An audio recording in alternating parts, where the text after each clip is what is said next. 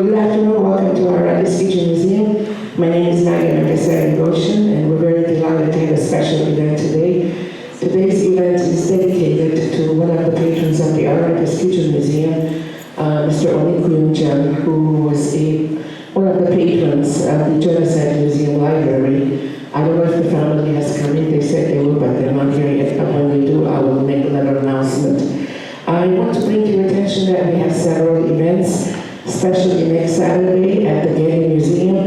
A good friend of the museum and NASA organization has organized a special behind-the-scene visit, the VIP tour, to see all four exhibits of the manuscripts that is in the possession of the Getty, and as well as a special meeting behind the scenes. So for those of you who are interested, we do have flyers, but you need to register so that we can make sure that we have enough people so that we can make arrangements. And my friend Rupen was here. He worked diligently on this event because working with an institution such as Getty is not easy. So thank you, Rupen, for all the arrangements. And if you just email it, and you have a special parking, and it's only $15, but you have a special also VIP tour to see behind the scenes while Getty does preservations, what happens when they do an exhibit. So this is beyond the exhibit, so I would strongly encourage you. We have other events that we have flyers outside. I don't want to take your time away because the program is a little bit too long. But I do want to introduce you to Ani Hovhannisian, who eventually will be introducing our guest speaker. Hopefully he will be here by 5 o'clock.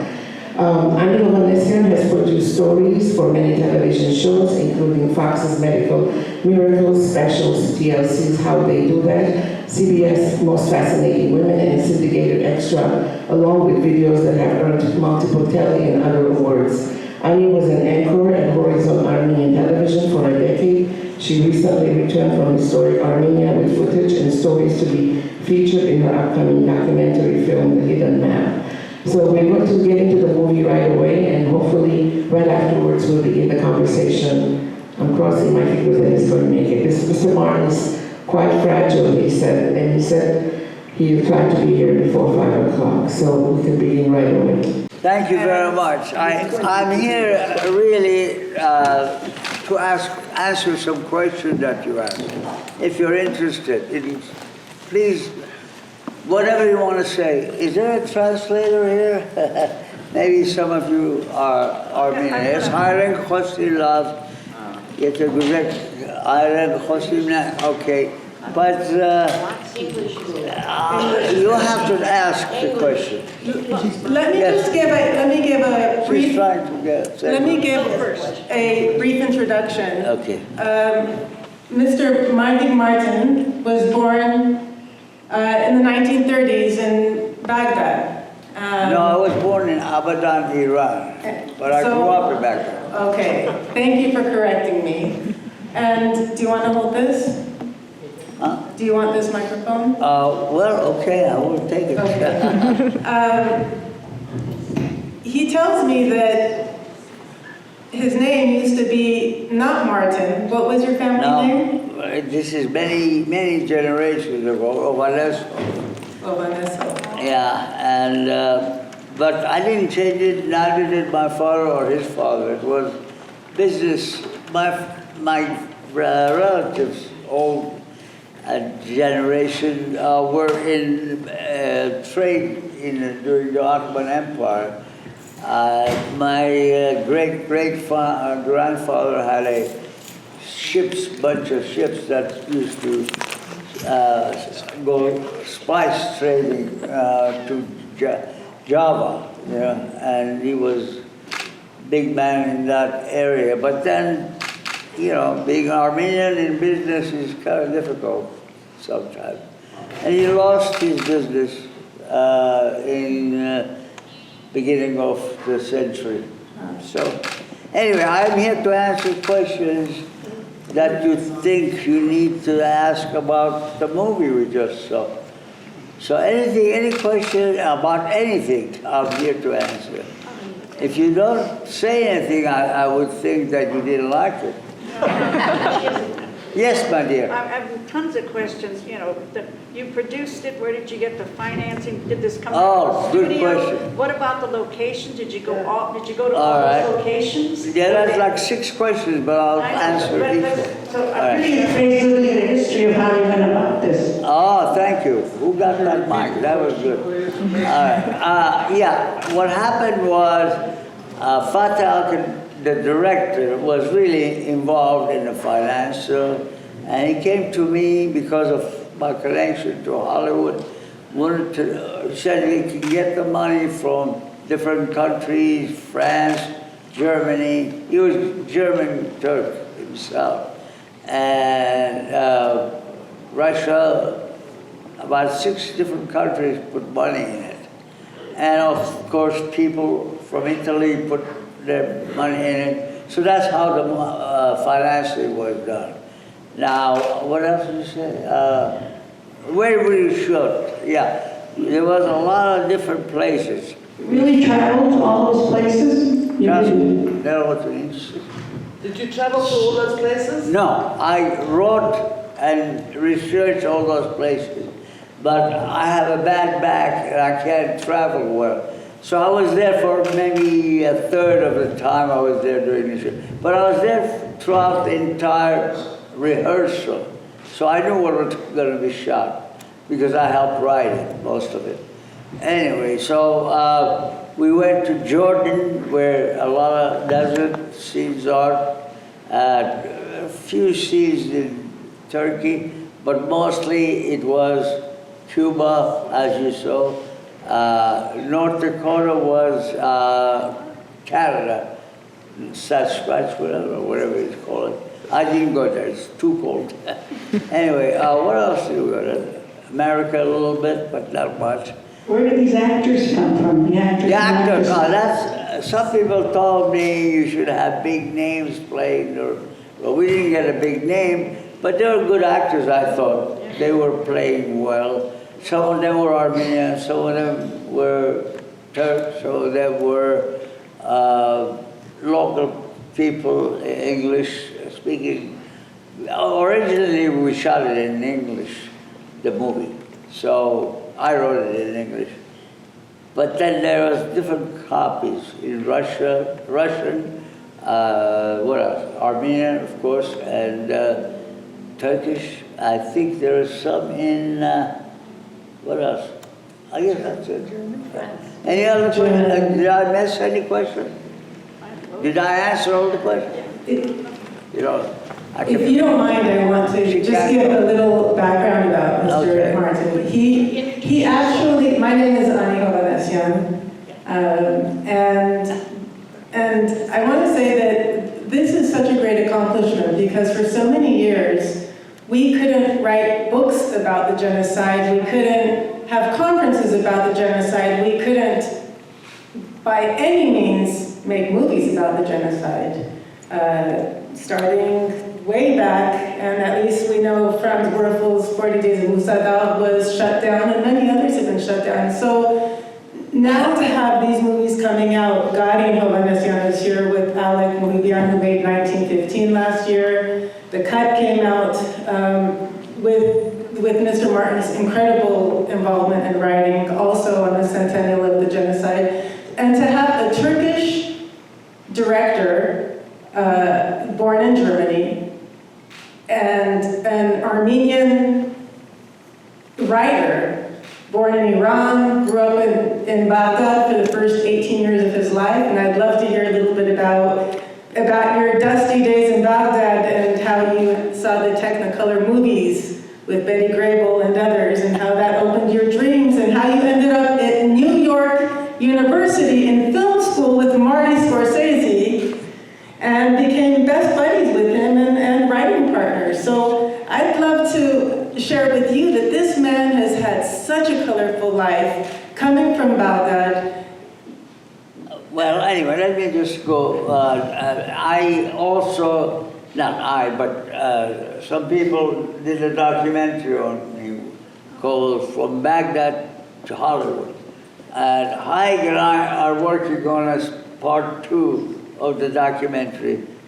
What is we call it this one? Mardik looking back. Looking back. It's not part two, but it's part of it. Yeah, in other words, it's sort of going second part of my Baghdad to Hollywood story, which you say you liked? I loved it. I saw it, I've watched it a few times, and it's called Mardik, From Baghdad to Hollywood. It is a very well-made documentary that... You can get it for $3.99. $2.99 if you don't want HD.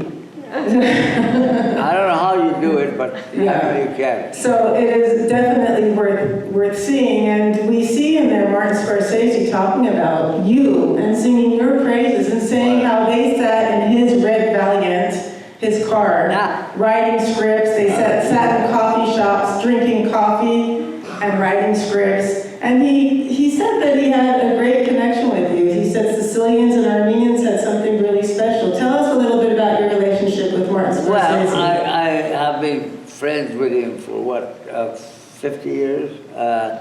We went to school at New York University. I met him when we were both sophomores, and we made 4 or 5 shorts that I wrote and he directed, and we shared. Thank you very much. Working? So we became close friends, and so that was 1964, 63. Anyway, I worked many movies with him, some with my name on it, some I just corrected some stuff, so you don't want credit for something you didn't really do a lot of work. Anyway, I don't know why we're talking about that. But yes, that was my friend, and he still is. I just talked to him yesterday, day before yesterday. Anyway, what I'm trying to say now is more questions from you. If you could, you know more about it than anybody. I'm talking about you. Why don't you ask me? You said you were going to ask me some questions. I think she wants to ask you a Who's question. it? Over here. Could you speak louder? Okay. Did you choose the story from a real life, or did you just make a story from different... Real life? I mean, was it, where did you get the story from? Did you just... Oh, this story, the yeah, cut, the story okay. in the movie. No, I know what you're saying now. Fateh Akad already had drafted a rough draft of the story, which was very good. At least half of it was very good. And to be honest with you, at first I said, no, Turkey, story about our demise in Turkey. I didn't think he was honest. But when I met him and I saw him and I talked with him, he changed my mind. I became aware that this guy really wants to do the real story. So I wanted to make a story that was human and real. So we worked together, and this is the story we came up with. Now, I'm sure we could have done much more political stuff, but I didn't think people would like to get into politics. Let's get a little, nobody, as you said, nobody had done a movie about the genocide for real, really getting into it. So I thought this was important just for that. Then I made it seem like it's an adventure story, people's story, which is real. And it becomes part of several stories put together, It is not one person, it's more than one put together. That's the secret of good storytelling, knowing how to combine. Anyway, forgive me, my voice is not, anyway. I would like to ask, does that answer your question? No, did this movie resonate among non-Armenians? Did the movie resonate among non-Armenians financially? Not really. I don't think it does as much as I was hoping. However, maybe some movies don't work with audiences in the beginning, but over the years, gathers, hopefully, I'm hoping. Or maybe I will write something else, or you will write something else. Opens the door for you. I hope so, anyway. You know, Raging Bull, that is considered one of the best movies ever made. It didn't do 10 cents when it was released. I guess you don't know it. We're talking about 1980. So, but right now it's considered, so time made it work better. Hope this is going to be the same for the country. Mr. Martin, you said that over the years that it's most important to do your research and to be prepared. So you would take a tape recorder, and he did a documentary about the parents of Martin Scorsese. And he lived in their home and he would tape record. And when he did Raging Bull, he went and he talked to the boxer LaMotta and his wife, and he would tape record. When it came to doing the cut, what was your research and how did you come up with that? Well, of course, being Armenian, I knew a lot of the stories that was in there. This is better, Mike. Yeah. And so I tried to research as much as I could, which I did for other movies too. You get every detail you can, but you have to remember you're a storyteller, not a social agenda. You have to make it interesting for people's lives and story. And that's what I did. I tried to get as many stories, real stories, and use it for people to get the story. Wait, is there something happening here? No, we're sharing the same microphone. Well, we should tell me. And when Fatih came to you with the cut and he said, please, Mr. Martin, help me write this. Right. What did he start with and what did you change in it? Which parts of this are Mr. Martin? Well, the second half of the movie was done in the script. He had the first part well documented. I liked what he had done. And that's what changed my mind. At first I said no. But once I got to see the first half was so powerful that I thought I could make the second half work, which I did, I think. But a lot of people don't want to see genocide or anything like that. I think they were afraid it might be too political. I have no idea what happened, but it was not accepted money-wise. You know, they didn't pay to see it. However, I understand that they are selling the tapes quite well. We'll see what happens in 10 years. I won't be here, but let's go. Who knows? Did you say something? Yes, you. Me? Yeah. So open your mouth. God bless you and live for longer. She said, God bless you and live longer. Oh, thank you so much. Thank you. I hope everything works out. The future is dear. Some of you young people, I want to carry on the tradition. Let us see how far we can get this story to more generations. Because it's a great, unforgiving story. You should read it and do the best you can. And you can get into politics in America. I'm always aware of how many people don't know too much about it, you know, and especially young people. I'm surprised that Armenians don't go to vote for congressmen and for state senator, or you know what I mean. People who are running the country. Yeah, why shouldn't an Armenian be the congressman from this area? I think there is one. There is. And but more. I want more. Yes. Yeah. I'm a screenwriter, and I'm also a non-Armenian that loved this movie. Oh, really? Thank you. It was really, really fantastic. It played in the Leveling, and I missed it that week, and I'm wondering if it did well in places that play movies that are not all in English, because I'm sorry, but I'm not following, but maybe she is. What did she say? What is the question? How has the movie done in art houses, like eliminating places where they do play foreign films? Because one of the problems in the United States is people don't normally go to movies where they have to read subtitles. It's, you know, it could be the greatest movie in the world, and, you know, the Lemonade has us not afraid of subtitles. I agree with you. How has it done there, and how has it done outside of the United States? So far, not great.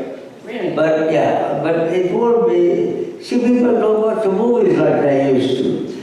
They go to television, they go to computer and networking and stuff like that. So they spend most of their time away from the big screen.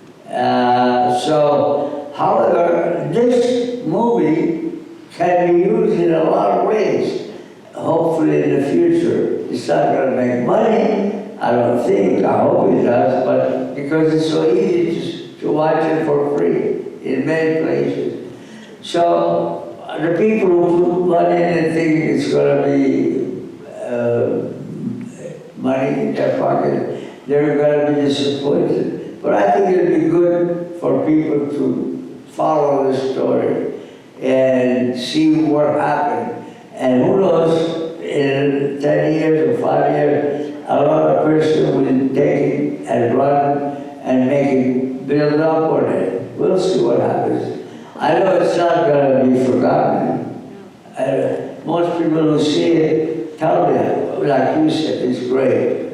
However, what do they do about it? I don't know. It's really beautiful. Thank you very much. Thank you. Anyone else would like to add their 2 cents? Yes. I'm a survival. You're a survivor?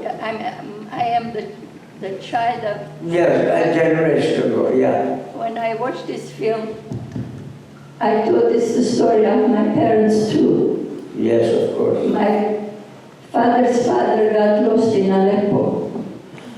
And from Kesa to Aleppo, he went many times to find his father, but couldn't find it. Till the end of his life, that was like a nightmare for him. So thank you for presenting our parents' history too. Well, let me tell you something. I didn't do it for money. I didn't make that much on it. I make more money on other movies. But this was out of love that I wanted to. I was pulling for many people to watch it, to see it as an experience of reality.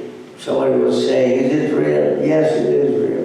We try to make it as real as possible. Who knows, somebody else in my next generation will make it even better and take over the story and go even further.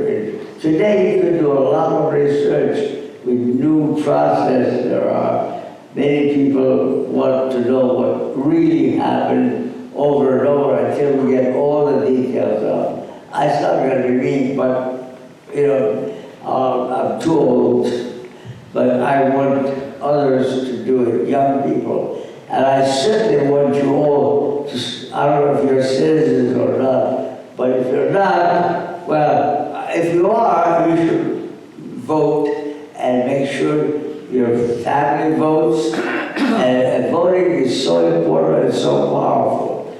You know, 1,000 people voting for someone in a city council or anything like that makes all the difference in getting what you want. I hope you agree with that. You understand what I mean when I say using your power of vote. You can't just sit on your ass and do nothing, you know. You have a question? We got another. Thank you. I have a question. Sure. Anybody want to ask a question? Go ahead, and then I'll. Oh, now they're getting answered. Yeah, go ahead. Mardik, did you write before this any army-related scripts or subjects? Before this film, did you write any Armenian-related scripts? Oh, not exactly, because when you're writing, and your first duty is to the story, and I was afraid of getting into any story about Armenia and becoming political for some people, but I wanted to do the right thing, and this was the right thing. And maybe you can do it, or your son.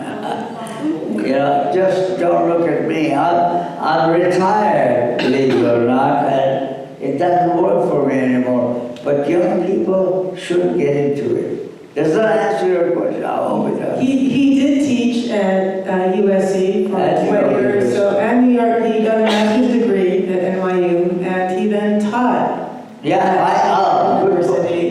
I was very aware of my Armenian students. I tried to help them. In fact, I have one who's actually working with me at home.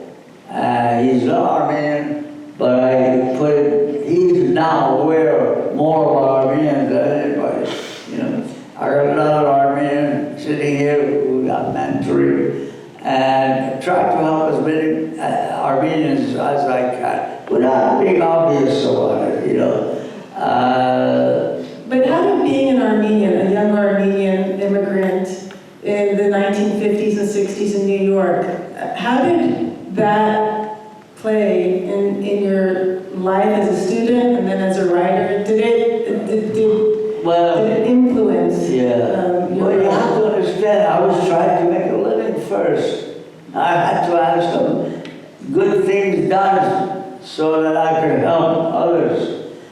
And in other words, I had to make money and get up in the world before I could help anybody.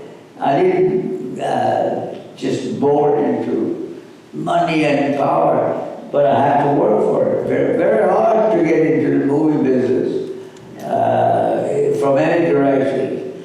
So I think I did a good job of making myself be helpful as much as I could. Mr. Martin says that any good movie has 30 to 40 great scenes, and in life there are 10,000. More like 3 or 4 great scenes. 3 or 4? The movies might have 3 scenes?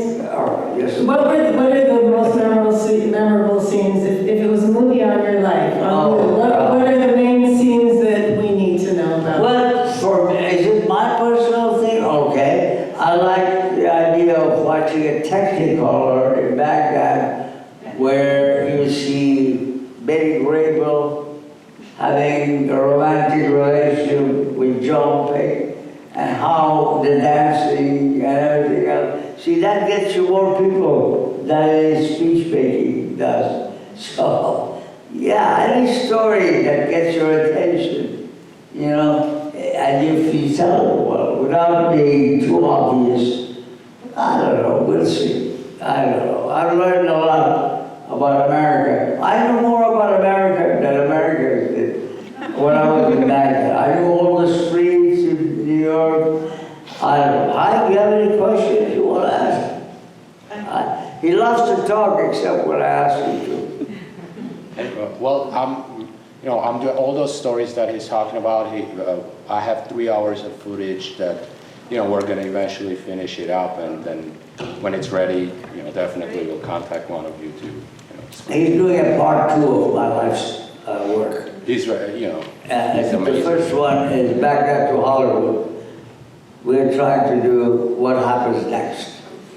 Getting old is a problem for some people. It is for me.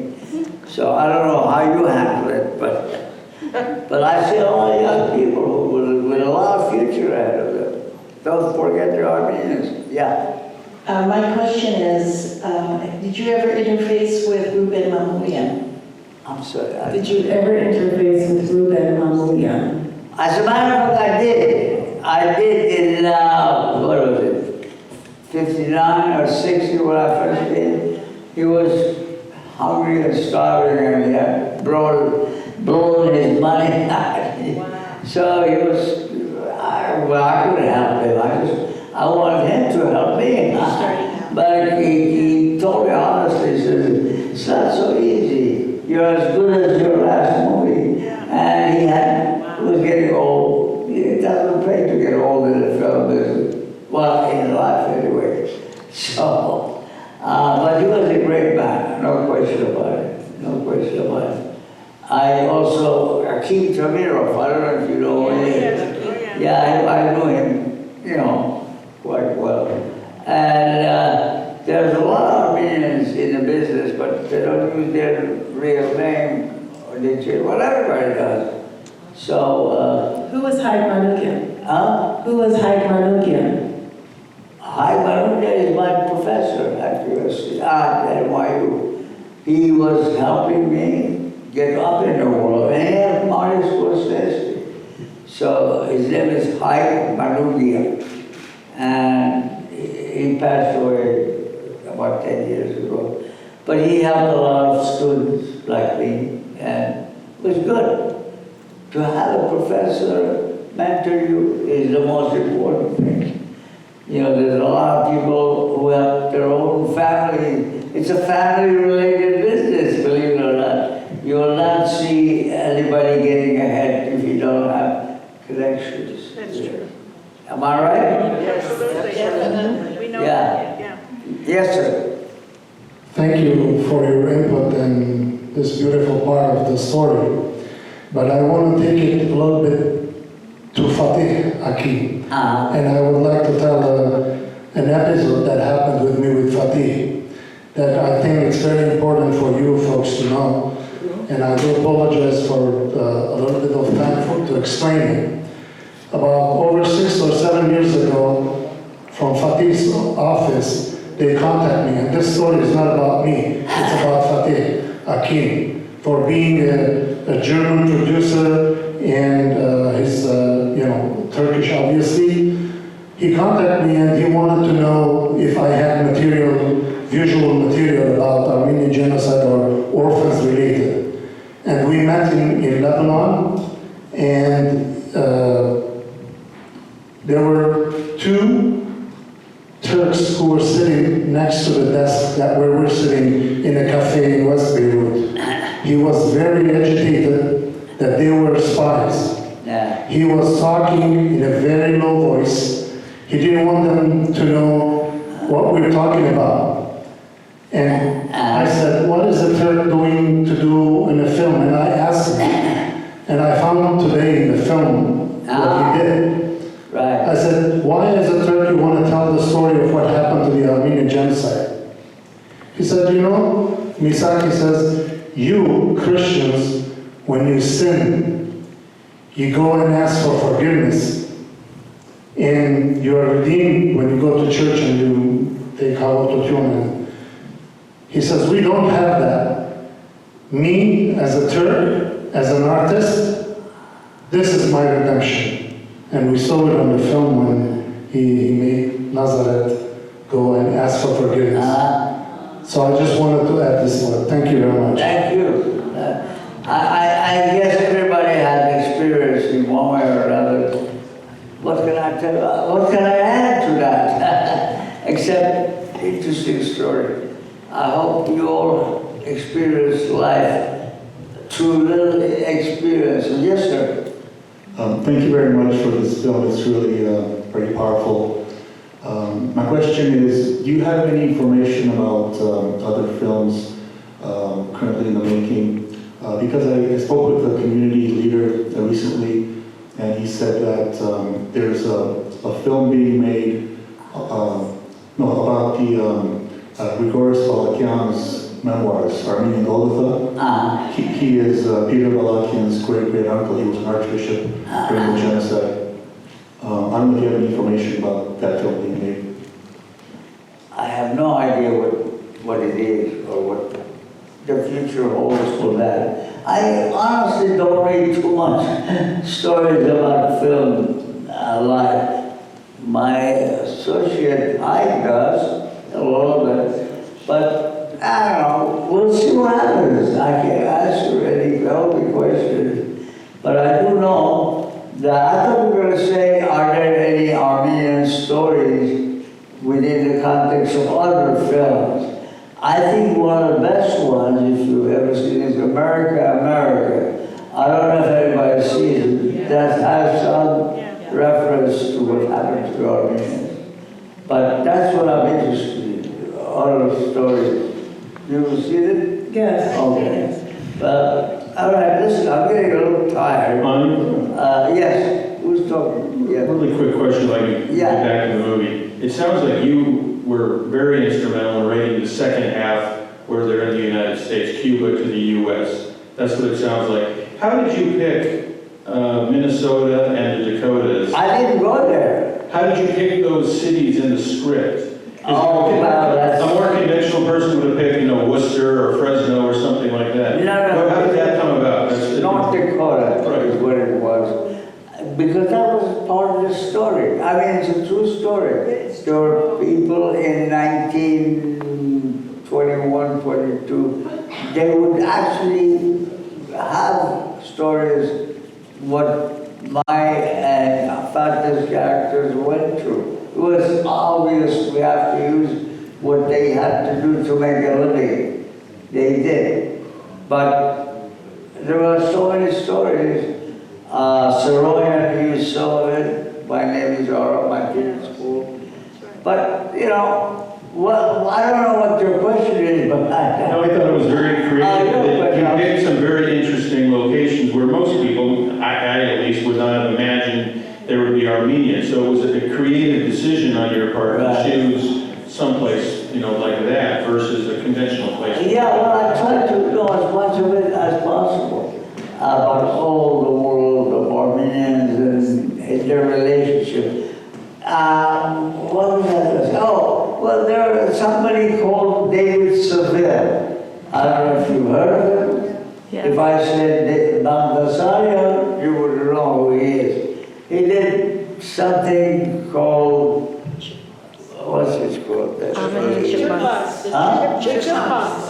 Yeah, the chipmunk. Yeah, but what is the name of the chipmunk? Alvin. Alvin, yeah. All right, now he made millions of dollars from that, But I don't know. I think it's interesting that some Armenians get other businesses and they get up in the world.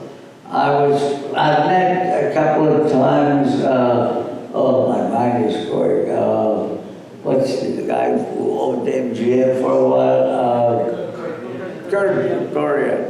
Yeah. So there are a lot of Armenians who work very hard, and he donated a lot of money to Armenia. I know that for reality.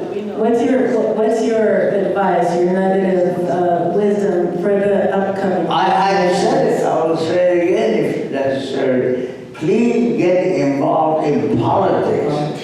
That's the key. If you have Armenians in the right place of your U.S. policy, and also Russia, believe it or not, Russia is quite friendly with Armenian stories. So between the two world's strongest countries are like Armenians, and they should help them, and they are helping them. And how about for aspiring screenwriters? Well, I don't know too much about that, but it comes from anywhere. You have a good story and you have a good connection, you're in business. Is that what was your question? Your advice to people who are trying to be screenwriters like you are. What does it take to become a successful? I know you say connections and you say luck. Well, you have to not both of those things work, but you gotta have, try to go forward. You have to be somebody who knows how to tell a story. And that takes work. You can't get lucky without trying to tell good stories. It's not easy, but that's where you get money to make movies. You can't make it without money, unfortunately. Anybody else? All right, yes. I just want to add the Armenian Relief Society was founded in 1910, and we had a chapter in Cuba. Oh, interesting. I didn't know that. Well, thank you. Well, that's good to hear that it's spreading. Thank you, Mr. Martin. Were you named after your maternal grandfather? Yeah, well, it's a long story. I don't want to get into that, but just the name is changed doesn't mean anything. I did read that Mr. Mardik was named after your mother's father, who was who died in defense of the Armenians during the genocide. He was killed in 1950, and during the anyway, I have pictures of him trying to fight. Anyway, he was a hero, I think. Unfortunately, he paid with his life. That's my mother's father.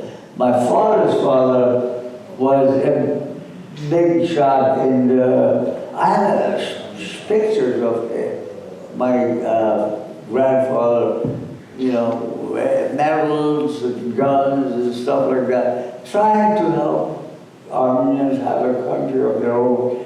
He never made it. It's that perseverance and hard work in the face of lots of struggles and terrible times that have allowed us to thrive and go forward. And you're a